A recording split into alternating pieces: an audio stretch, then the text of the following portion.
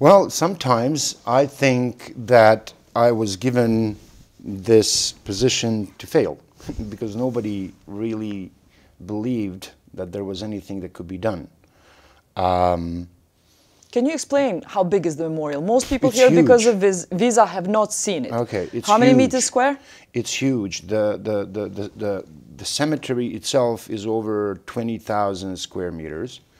And the factory? The sort of secular part, if I can call it that way, is 120,000 square meters. We have about 23,000 square meters of exhibition space, and we have an additional 3,000 or 4,000 square meters of office space. Okay, so can I explain it to our audience? Because we have amortization factory. This was your amortization factory? This was a car battery factory. Car battery factory. Yeah, and you've actually visited. Yes. So you know what I'm talking about. So car battery factory. It's 23,000 square meters. Okay, it existed how many years before you came? It was established in 2000.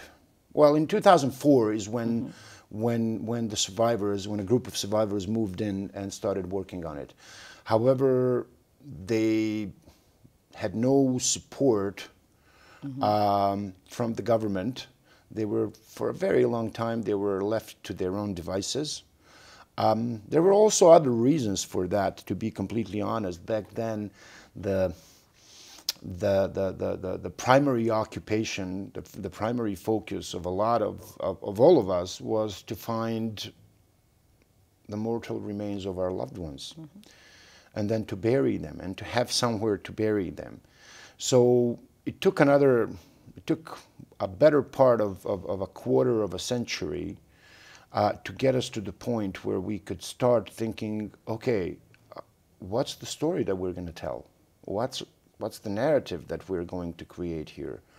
And I don't think it could have been done earlier. I came at the right time. I found an institution that was quite ruined, physically ruined. I found a group of people who are all survivors, who were quite depressed because there were 3 of them that could actually host any group and take them around the memorial and tell them at that time mainly their personal stories, because there was no content. So that's what we started doing. We started producing content, we started producing exhibitions, we started doing oral histories, we created an archive literally from the scratch. We started collecting artifacts, we started collecting documents, court documents from the court of Bosnia and Herzegovina, also the International Criminal Tribunal for the former Yugoslavia. We're now in a position where we're actually starting this process of transfer of essentially all Bosnia-related archives to the Memorial Center.